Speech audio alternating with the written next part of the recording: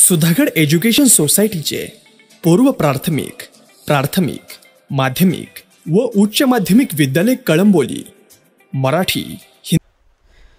नमस्कार विद्यार्थी मित्रांनो, मागच्या भागामध्ये आपण लोकसंख्येशी संबंधित लोकसंख्येमध्ये बदल घडवून आणणारे जन्मदर आणि मृत्यूदर या दोन घटकांची चर्चा केली. त्याचबरोबर लोकसंख्येमध्ये जो काही बदल होतो हा बदल वेगवेगळ्या कालखंडामध्ये कशा पद्धतीने वेगवेगळा असतो आणि त्याच्यानुसार लोकसंख्या बदलाचे जे काही टप्पे केले जातात त्या संदर्भामध्ये असणारा एक सिद्धांत पाहत होतो. त्याला लोकसंख्या संक्रमण प्रतिमान किंवा लोकसंख्या संक्रमण सिद्धांत असे म्हणतात. साधारणपणे जगातली जी काही लोकसंख्या आहे, कुठल्याही देशातली ती लोकसंख्या वेगवेगळ्या टप्प्यातून जात असते. या लोकसंख्येमध्ये सतत बदल होत असतो आणि जेव्हा ही लोकसंख्या एका टप्प्यातून दुसऱ्या टप्प्यात जात असताना त्या ठिकाणी लोकसंख्येचा, त्या संबंधित लोकसंख्येचा जन्मदर आणि मृत्यूदर सारखा नसतो, त्याच्यामध्ये बदल होत असतो. आणि म्हणूनच या ठिकाणी जन्मदराचं आणि मृत्यूदराचं स्वरूप, त्याचं प्रमाण, दोन्हींमध्ये असणारा फरक किंवा तफावत, त्याच्या आधारे लोकसंख्या वाढीचा वेग त्या ठिकाणी अवलंबून असतो. आणि या पद्धतीने या वाढणाऱ्या लोकसंख्येचा परिणाम विद्यार्थी मित्रांनो त्या देशाच्या आर्थिक स्थितीवर होत असतो, आर्थिक विकासावर होत असतो. आणि या पद्धतीने लोकसंख्येचा अभ्यास करताना लोकसंख्या संक्रमण ज्या वेगवेगळ्या टप्प्यातून होतं त्यांचाही या ठिकाणी आपल्याला विचार करावा लागतो. आता इथे एक चार्ट दिलेला आहे, आलेख आहे. कालच्या तासाला आपण बघितलं होतं की या आलेखावर उभ्या रेषेवर, म्हणजे त्याला आपण य अक्ष म्हणतो किंवा वाय ॲक्सिस म्हणतो, त्याच्यावर दर हजारी होणारे जन्मदर आणि मृत्यूदर दर्शवलेले असतात. आणि आडवी जी रेषा आहे त्या रेषेवर काळ दर्शवलेला असतो, कालखंड दर्शवलेला असतो. आणि या काळाचे किंवा कालखंडाचे या ठिकाणी वेगवेगळे 5 टप्पे केलेले आपल्याला या ठिकाणी आढळतात. त्यातला पहिला टप्पा आहे अतिस्थिर, दुसरा आहे आरंभीच्या काळामध्ये विस्तारणारा, तिसरा आहे नंतरच्या काळामध्ये विस्तारणारा, चौथा आहे कमी बदल दर्शवणारा टप्पा आणि शेवटचा 5वा आहे शून्य वाढ दर्शवणारा टप्पा.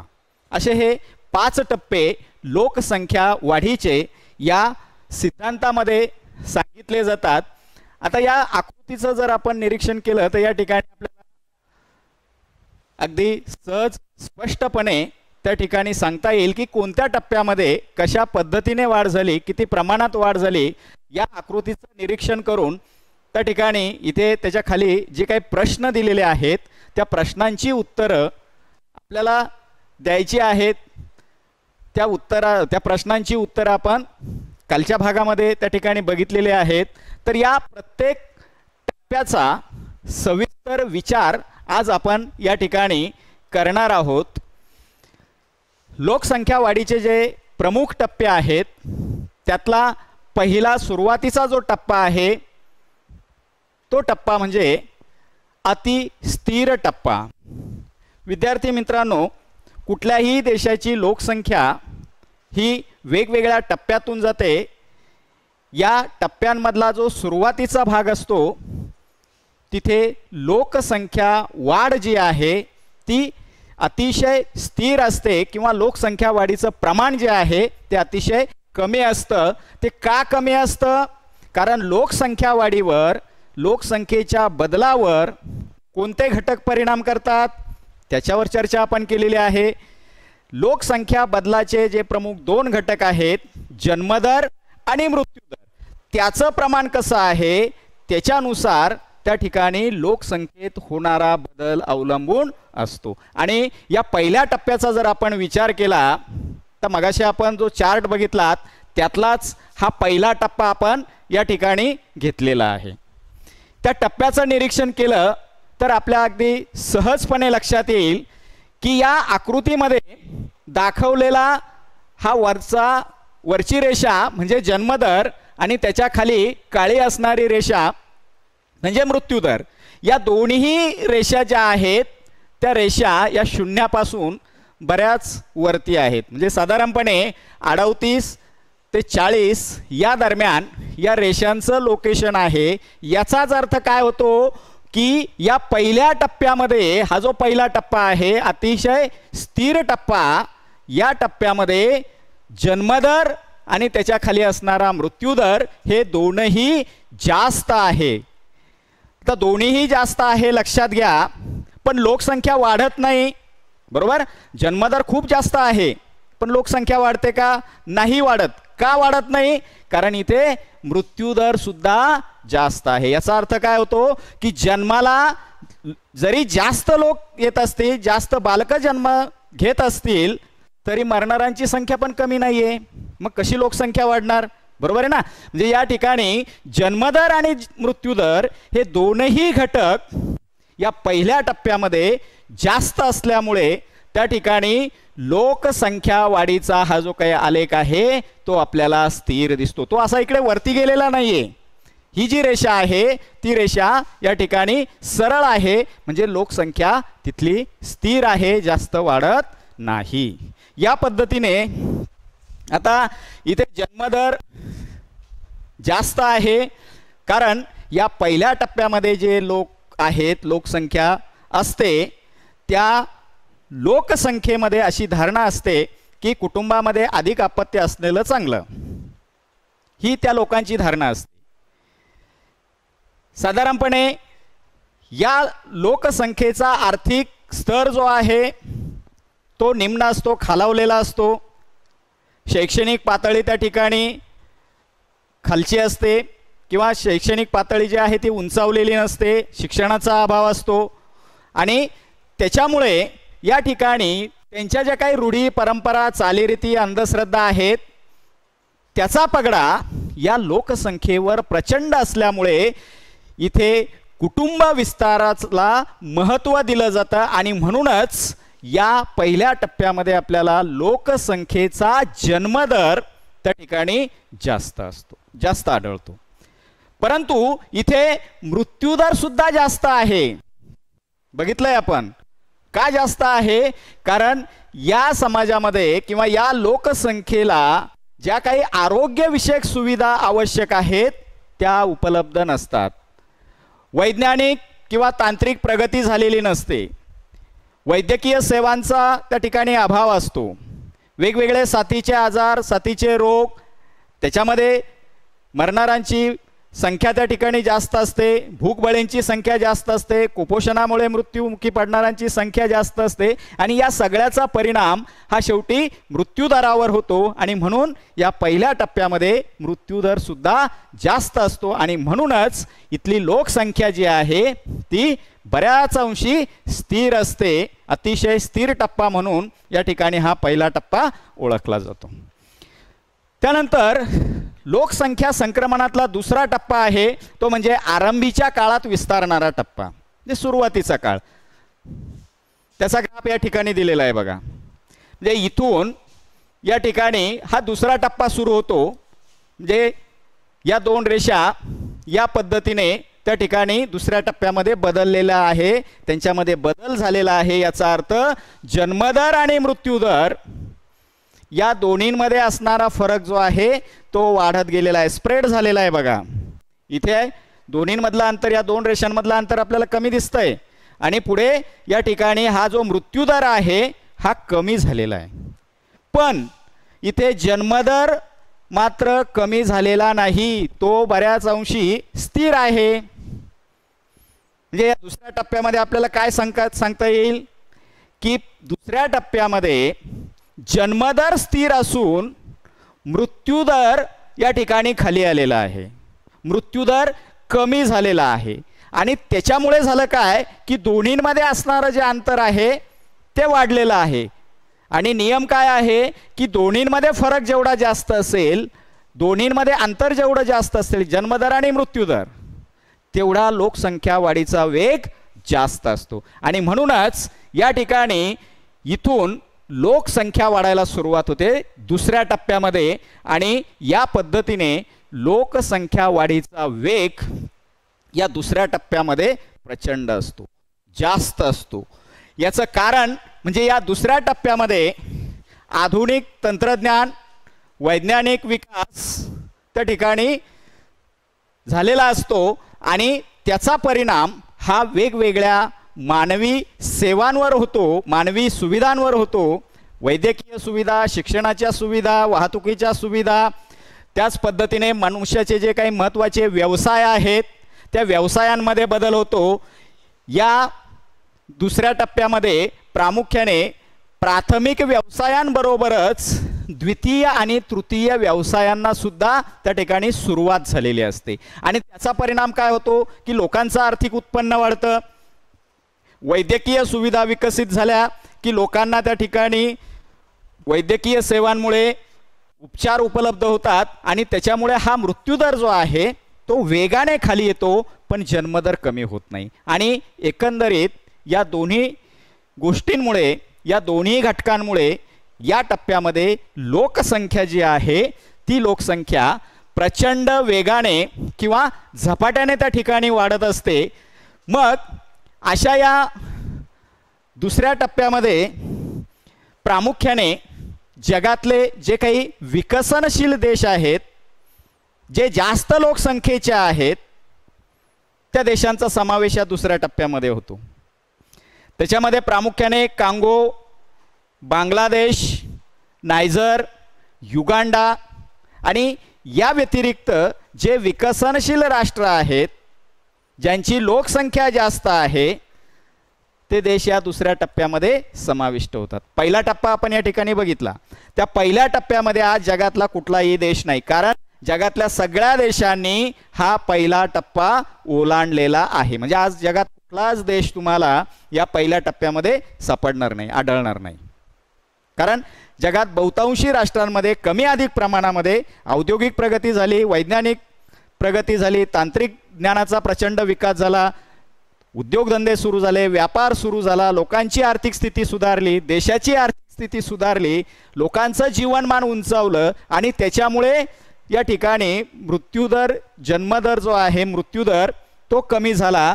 मृत्यूदर या ठिकाणी मृत्यूदर कमी झाला आणि जन्मदर जो आहे तो त्या ठिकाणी जास्त राहिला. आणि या ठिकाणी आज जगातले सगळे देश दुसऱ्या टप्प्यापासून पुढच्या वेगवेगळ्या टप्प्यांमध्ये समाविष्ट असलेले आपल्याला आज या ठिकाणी दिसत आहे. हा दुसरा टप्पा जो आहे, याच टप्प्यामध्ये जगात सर्वात जास्त लोकसंख्या वाढ झालेली आपल्याला आढळते. आणि म्हणूनच या दुसऱ्या टप्प्याला लोकसंख्या विस्फोटाचा टप्पा असे म्हणतात. का म्हणतात? कारण इथे जन्मदर कमी होत नाही, जन्मदर हा जास्तच असतो आणि वेगवेगळ्या शोधांमुळे, वैद्यकीय सुविधांमुळे या ठिकाणी मृत्यूदर जो आहे हा कमी झालेला असतो आणि त्याच्यामुळे या ठिकाणी जन्म आणि मृत्यूदरात मोठा फरक पडत असल्यामुळे लोकसंख्या कमी काळात प्रचंड वेगाने वाढते आणि अल्पावधीतच असे देश अति दाट लोकसंख्येचे, अति जास्त लोकसंख्येचे बनतात. म्हणूनच या टप्प्याला लोकसंख्या विस्फोटाचा टप्पा असा त्या ठिकाणी म्हटलं जातं. त्यानंतर पुढचा तिसरा टप्पा आहे की नंतरच्या काळामध्ये विस्तारणारा. दुसरा टप्पा बघितला आपण, आरंभीच्या काळामध्ये विस्तारणारा. त्यानंतरचा हा तिसरा टप्पा आहे. आता या टप्प्यामध्ये आपल्याला लोकसंख्येमध्ये बदल घडून आणणारे जन्मदर आणि मृत्यूदर यांची स्थिती काय दिसते? तर इथे दुसऱ्या टप्प्यामध्ये जो काही जन्मदर स्थिर होता तो जन्मदर आणि कमी होणारा मृत्यूदर या तिसऱ्या टप्प्यामध्ये त्या ठिकाणी दोन्हीही कमी होताना आपल्याला दिसत आहे, बरोबर. दुसऱ्या टप्प्यामध्ये हा जन्मदर जो आहे तो स्थिर होता, जास्त होता, पण या तिसऱ्या टप्प्यामध्ये हा जन्मदर जो आहे तो खाली आलेला आहे, लक्षात घ्या, बरोबर. आणि मृत्यूदर जो आहे तो सुद्धा या ठिकाणी कमी कमी होत गेलेला आहे. म्हणजे ही रेषा पण खाली आलेली आहे, ही रेषा पण त्या ठिकाणी खाली आली आणि त्याच्यामुळे काय झालं की या दोन्हींमधलं अंतर जे आहे ते कमी कमी होत गेलेलं आहे. म्हणजे या तिसऱ्या टप्प्यामध्ये काही प्रमाणामध्ये जन्मदर कमी झाल्याने मृत्यूदर कमी आहेच, कमी होतोय, पण जन्मदर सुद्धा वेगाने कमी होत असल्यामुळे या ठिकाणी लोकसंख्या वाढीचं जे प्रमाण आहे ते प्रमाण आपल्याला कमी होताना आढळतं. साधारणपणे या ठिकाणी जन्मदर जरी कमी होत असला तरीही तो मृत्यूदरापेक्षा जास्त आहे, लक्षात घ्या, कारण ही रेषा वरती आहे, बरोबर. हा मृत्यूदर आहे, हा जन्मदर, या रेषेपेक्षा ही रेषा वरती आहे, म्हणजे जन्मदर मृत्यूदरापेक्षा जास्त आहे आणि म्हणूनच लोकसंख्या वाढ या टप्प्यामध्ये होते, पण ती दुसऱ्या टप्प्यापेक्षा तिचा वेग जो आहे तो आपल्याला या टप्प्यामध्ये कमी आढळतो. या पद्धतीने या तिसऱ्या टप्प्यामध्ये प्रामुख्याने वेगवेगळे शोध लागलेले असतात, लोकांचे व्यवसाय जे आहे त्या व्यवसाय रचनेमध्ये बदल झालेला असतो. प्राथमिक व्यवसायांव्यतिरिक्त असणारे जे काही इतर व्यवसाय आहेत, द्वितीय श्रेणीचे व्यवसाय, तृतीय श्रेणीचे व्यवसाय, त्यांचा मोठ्या प्रमाणामध्ये विकास होतो आणि विशेषतः लोकांचं आर्थिक उत्पन्न जे आहे ते उत्पन्न या टप्प्यामध्ये वाढलेलं असतं. म्हणजे लोकांचं उदरनिर्वाहासाठी आवश्यक असणारं जे उत्पन्न आहे त्याच्या कितीतरी अधिक उत्पन्न या टप्प्यामध्ये लोकांना त्या ठिकाणी वेगवेगळ्या व्यवसायातून मिळत असतं आणि साहजिक त्याचा परिणाम, त्या उत्पन्नाचा परिणाम लोकांच्या राहणीमानावर होतो. लोकांचं राहणीमान सुधारतं, राहणीमान उंचावतं, बरोबर. याचबरोबर लोकांचं राहणीमान उंचवतं, लोकांचा आर्थिक विकास झालेला असतो, त्याचबरोबर देशाचाही आर्थिक विकास झालेला असतो आणि परिणामी अशा देशांमध्ये लोकसंख्येसाठी आवश्यक असणाऱ्या सेवा सुविधा ज्या आहेत त्या मोठ्या प्रमाणावर लोकांसाठी उपलब्ध करून दिल्या जातात आणि त्याचा परिणाम हा लोकांच्या आरोग्यावर होत असतो. जन्मदर कमी होतो, मृत्यूदर त्या ठिकाणी कमी होतो, जन्मदर कमी झालेलाच असतो आणि त्याच्यामुळे त्या ठिकाणी दोन्हींमध्ये असणारा फरक जो आहे तो कमी होत जातो. नैसर्गिक वाढ जी आहे ती काही अंशी त्या ठिकाणी कमी प्रमाणामध्ये होताना आपल्याला त्या ठिकाणी दिसते. लोक जे आहेत, जी लोकसंख्या आहे या टप्प्यामधली ती थोडीशी विज्ञाननिष्ठ होते, वैज्ञानिक प्रगती झालेली असते, लोकांचे जे विचार आहेत ते बदललेले असतात आणि त्याच्यामुळेच आपले परंपरागत जे काही विचार आहेत ते बाजूला ठेवून लोक वैज्ञानिक दृष्टीने विचार करतात आणि त्याचा परिणाम या ठिकाणी लोकसंख्या वाढीवर या कालखंडामध्ये होत असतो.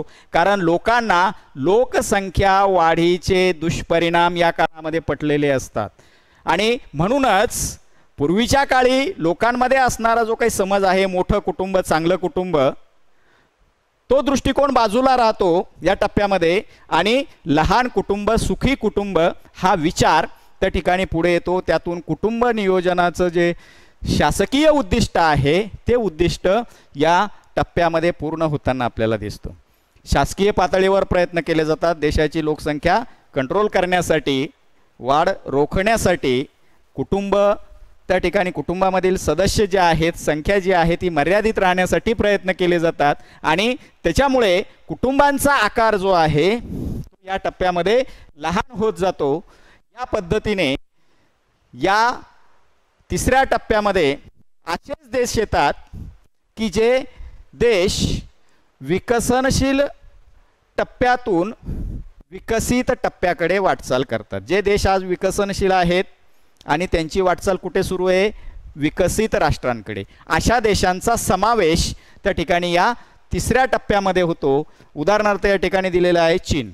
भारताची ही वाटचाल तिकडे सुरू आहे, लक्षात घ्या. भारत हा आजही विकसनशील देश आहे, पण भारतामध्ये गेल्या काही वर्षांमध्ये प्रचंड त्या ठिकाणी औद्योगिक विकास झाला, वैज्ञानिक विकास झाला, वैद्यकीय सुविधा उपलब्ध झाल्या, वेगवेगळ्या प्रकारचं तंत्रज्ञान आज देशामध्ये उपलब्ध आहे आणि या सगळ्यांचा परिणाम आज आपल्या राष्ट्राच्या प्रगतीवर होताना दिसतोय. भारतही नजीकच्या काळामध्ये एक आर्थिकदृष्ट्या सक्षम राष्ट्र या ठिकाणी सक्षम राष्ट्र म्हणून जगासमोर येणार आहे. भारतही हा विकसित देश त्या ठिकाणी ठरणार आहे. म्हणजे या पद्धतीने जगातले जास्त लोकसंख्येचे जे देश आर्थिकदृष्ट्या सबळ आहेत अशा देशांचा समावेश हा तिसऱ्या टप्प्यामध्ये त्या ठिकाणी होताना आपल्याला दिसतो. त्यानंतर चौथा टप्पा आहे कमी बदल दर्शवणारा टप्पा. तर तिसऱ्या टप्प्यामध्ये आपण बघितलं की जन्मदर कमी झालेला आहे, मृत्यूदरही कमी होतोय. बरोबर, हाच जन्मदर आणि मृत्यूदर या ठिकाणी चौथ्या टप्प्यामध्ये आणखीन कमी झालेला आहे. लक्षात घ्या, दोन्हींमध्ये असणारा अंतर आणखीन कमी झालेलं आहे. त्याच्यामुळे काय झालं, आता ही वरची जी रेषा दिसते ती लोकसंख्या वाढीची रेषा आहे. नैसर्गिक वाढ जी आहे लोकसंख्येची तिची रेषा आहे लाल रेषा. बरोबर, ती या ठिकाणी बऱ्याच अंशी स्थिर झालेली आहे, सरळ झालेली आहे. याचं कारण काय, तर हा जो काही जन्मदर आहे आणि हा मृत्यूदर या ठिकाणी सरळ झालेला आहे. मृत्यूदर जो आहे तो स्थिर झालेला आहे. लक्षात घ्या, पॅरलल झालेला आहे, स्थिर झालेला आहे. आणि जन्मदर जो आहे तो कमी झालेला आहे. याच टप्प्यामध्ये जन्मदर आणि मृत्यूदर एकाच पातळीवर येताना आपल्याला दिसतात. दोन्हीही जन्मदर आणि मृत्यूदर या चौथ्या टप्प्यामध्ये अगदी समसमान होतात, समान होतात, एकाच पातळीमध्ये येतात. आणि त्याच्यामुळे या ठिकाणी लोकसंख्येमध्ये होणारा बदल जो आहे तो अत्यंत कमी आपल्याला या टप्प्यामध्ये दिसतो. याचं कारण म्हणजे प्राथमिक क्रियांपेक्षा द्वितीय तृतीय क्रिया ज्या आहेत त्या मोठ्या प्रमाणावर या टप्प्यामध्ये त्या ठिकाणी वाढलेल्या असतात.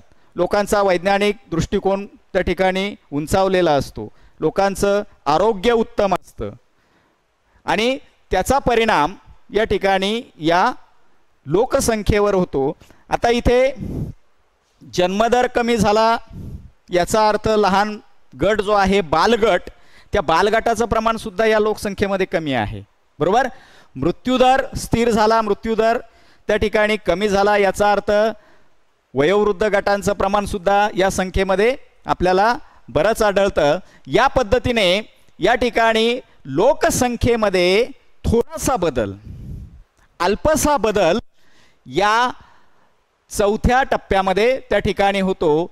जगातले जे विकसित राष्ट्र आहेत अशा विकसित राष्ट्रांमध्ये प्रामुख्याने आपल्याला या पद्धतीने त्या ठिकाणी लोकसंख्येची रचना, त्या लोकसंख्येचा जन्मदर आणि मृत्यूदर आढळतो.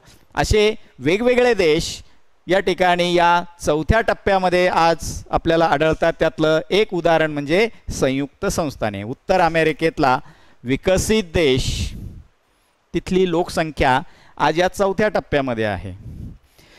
त्यानंतर लोकसंख्या संक्रमण सिद्धांतातला पाचवा शेवटचा जो टप्पा आहे तो आहे ऋणात्मक वाढ. आतापर्यंत आपण लोकसंख्येची वाढच बघितली, बरोबर, पण हा पाचवा टप्पा जो आहे तो या ठिकाणी ऋणात्मक वाढीचा टप्पा आहे. आता ऋणात्मक वाढ केव्हा होते, कधी होत असेल, तर जेव्हा लोकसंख्येमध्ये असणारा जन्मदर आणि मृत्यूदर याच्यामध्ये असणारा फरक अतिशय कमी होतो आणि या लोकसंख्येचा जन्मदर जो आहे तो मृत्यूदरापेक्षाही कमी होतो. अशा वेळेस त्या ठिकाणी लोकसंख्येची ऋणात्मक वाढ होते. बरोबर, लोकसंख्या जी आहे ती मायनसमध्ये जाते, लोकसंख्येमध्ये घट होत असते. इथं बघा, हा जो चार्ट आपल्याला दाखवलेला आहे या चार्टमध्ये या तिन्ही रेषा इतर 4 टप्प्यांपेक्षा आपल्याला वेगळ्या आढळत आहे. बरोबर, त्यातली ही काळी रेषा जी आहे ती स्थिर आहे, सरळ आहे. बरोबर, ती आहे मृत्यूदराची रेषा. बरोबर, या मृत्यूदराच्या रेषेपेक्षा जन्मदराची रेषा इकडे खाली आलेली आहे. म्हणजे हा जो काही निळा भाग आपल्याला दाखवलेला आहे तो भाग या ठिकाणी ऋणात्मक वाढ दाखवतो. लोकसंख्येची ऋणात्मक वाढ याचा अर्थ आहे त्या लोकसंख्येपेक्षा तिथे लोकसंख्या घटलेली आहे, कमी झालेली आहे. या पॅरलल रेषेपेक्षा ही रेषा खाली गेलेली आहे, म्हणजे इथे लोकसंख्या जी आहे ती कमी होताना आपल्याला या ठिकाणी दिसते. याचं आणि इथे बघा ही लोकसंख्या वाढीची जी रेषा आहे ती खाली आलेली आहे. खाली आलेली आहे याचा अर्थ काय, तर लोकसंख्या जी आहे ती कमी होते.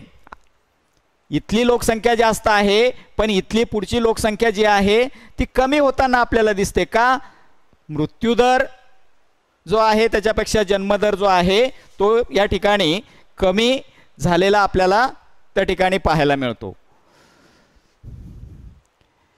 या पद्धतीने हा 5वा टप्पा आहे. आता या 5व्या टप्प्यामध्ये लोकसंख्येत घट येते हे आपल्या लक्षात आलं, बरोबर. जन्मदर हा मृत्यूदरापेक्षा कमी असतो. त्याचबरोबर या गटामध्ये 5व्या टप्प्यामध्ये बालगटाची संख्या ही आपल्याला कमी आढळते. का, तिथे जन्मदरच कमी झाला आहे. जन्मदर कमी झाल्यामुळे बालगट जो आहे 0 ते 15 वर्षाचा त्याचं प्रमाण त्या ठिकाणी कमी झालेलं आहे. परंतु या गटामध्ये मात्र मृत्यूदर जो आहे तो स्थिर झालेला आहे, बरोबर. आणि त्याचा परिणाम म्हणून मृत्यूदर कमी झालेला आहे, तो स्थिर झालेला आहे. त्याचा परिणाम म्हणून या ठिकाणी वयोवृद्धांची संख्या जी आहे ती आपल्याला जास्त आढळते. का जास्त आढळते, कारण या देशामध्ये लोकांना मिळणाऱ्या उत्तम अशा आरोग्याच्या सुविधांमुळे लोकांचं आयुर्मान वाढलंय, लोकांचं वय वाढलंय. आज त्या ठिकाणी 80-90 वर्षांपर्यंत 100 वर्षांपर्यंत लोक त्या ठिकाणी आयुष्य जगू शकतात. म्हणजे लोकांचं आयुर्मान जे आहे ते या टप्प्यातील देशांमध्ये वाढलेलं आहे आणि म्हणूनच तिथे आपल्याला बालकांचं प्रमाण जरी कमी असलं तरी वयोवृद्धांची संख्या मात्र जास्त असते. याचं कारण म्हणजे तिथे उच्च राहणीमान आहे, बरोबर. उत्तम आर्थिक स्थिती या देशांची आहे, लोकांची आर्थिक परिस्थिती चांगली आहे आणि विशेषतः इथले जे लोक आहेत, इथला जो काही लोकसंख्येचा गट असतो त्या देशामधला तो या ठिकाणी वेगवेगळ्या प्रकारच्या प्राथमिक व्यवसायांव्यतिरिक्तच्या ज्या क्रिया आहेत त्या क्रिया करण्याकडे त्यांचा कल असतो. म्हणजे त्या क्रियांचं प्रमाण तिथे खूप जास्त असतं. प्राथमिक व्यवसाय जे खूप कमी आणि द्वितीय तृतीय चतुर्थ श्रेणीचे व्यवसाय जे आहेत त्यांचं प्रमाण अशा देशांमध्ये या 5व्या टप्प्यामध्ये आपल्याला जास्त आढळतं. त्याचबरोबर उत्तम अशा उच्च दर्जाच्या शैक्षणिक सुविधा अशा देशांमध्ये उपलब्ध असतात. लोकांचा बौद्धिक विकास त्या ठिकाणी झालेला असतो. उत्तम दर्जाच्या उच्च दर्जाच्या त्या ठिकाणी आधुनिक पद्धतीने तयार असणाऱ्या वैद्यकीय सेवा या लोकसंख्येसाठी उपलब्ध असतात आणि म्हणूनच या देशांमध्ये लोकजीवन जे आहे ते आनंदी आहे, उत्साहवर्धक त्या ठिकाणी लोकजीवन आपल्याला आढळतं. या देशांमध्ये पर्यावरणासाठी लोक जागरूक असतात. सुरक्षित पर्यावरणासाठी त्या ठिकाणी लोकांचे प्रयत्न सुरू असतात, लोकसंख्येचे प्रयत्न सुरू असतात आणि म्हणूनच निकोप पर्यावरण त्याचबरोबर त्या ठिकाणी आनंदी जीवन याकडे तिथल्या लोकसंख्येचा कल वाढलेला आपल्याला त्या ठिकाणी पाहायला मिळतो. मग असे जे देश आहेत या देशांमध्ये प्रामुख्याने स्वीडन, फिनलँड, डेन्मार्क, नॉर्वे यासारखे जे देश आहेत हे देश आज या 5व्या टप्प्यामध्ये आलेले आपल्याला आढळतात. म्हणजे या पद्धतीने जगातली कुठलीही लोकसंख्या, कोणत्याही देशाची लोकसंख्या या प्रमुख 5 टप्प्यातून संक्रमित होत असते. त्यानंतर पुढचा शेवटचा पॉईंट या ठिकाणी आपला आहे. आता हे तुमच्यासाठी एक वर्क दिलेला आहे, याचा विचार तुम्ही करायचा आहे. काय दिलंय आपल्याला, तर जगात लोकसंख्या वाढीची कालरेषा दिलेली आहे. कालरेषा म्हणजे वेगवेगळा कालखंड दाखवणारी रेषा. ही तांबड्या रंगाची जी रेषा आपल्याला या ठिकाणी दिसते ती रेषा म्हणजे कालरेषा, कारण या रेषेवर वेगवेगळे कालखंड दर्शवलेले आहेत. इथे 1000, इथे 1100, 1200, 1300, 1400, 1500, 1600 या पद्धतीने या ठिकाणी दर 100 वर्षाच्या अंतराने वर्गांतर घेऊन या ठिकाणी वरच्या बाजूला वर्ष दाखवलेले आहेत आणि इथे खालच्या बाजूला त्या वर्षामध्ये वाढत जाणारी लोकसंख्या त्या ठिकाणी आपल्याला दाखवलेली आहे. ती आकडेवारी दशलक्षामध्ये आहे, लक्षात घ्या. आता सुरुवात या ठिकाणी वर्ष 1000 पासून केलेली आहे. जे 1000 ते 1100 म्हणजेच या ठिकाणी 100 वर्षाचा जो कालखंड आहे, या 100 वर्षामध्ये 254 दशलक्षापासून 301 दशलक्षापर्यंत संख्या त्या ठिकाणी वाढलेली आहे. म्हणजे या पद्धतीने वेगवेगळ्या कालखंडांमध्ये लोकसंख्या कशा पद्धतीने वाढत गेलेली आहे. जसजसं आपण कालखंड पुढे नेऊ, जसजसं आपण कालखंडानुसार पुढे जाऊ, तसतसं लोकसंख्या वाढ जलद होत गेलेली आपल्याला त्या ठिकाणी आढळेल. म्हणजे लोकसंख्या कमी काळात जास्त वाढण्याचा कालखंड जो आहे तो या ठिकाणी वेगवेगळ्या वर्षानंतर कमी होत गेलेला आपल्याला त्या ठिकाणी आढळतो. यावरच आधारित हा पुढचा तक्ता आहे बघा, शेवटचा भाग आपला. इथे आपल्याला वर्ष दिलेले आहेत. मधल्या भागामध्ये दुसऱ्या रकान्यामध्ये लोकसंख्या त्या ठिकाणी दशलक्षामध्ये दिलेली आहे आणि इथे 1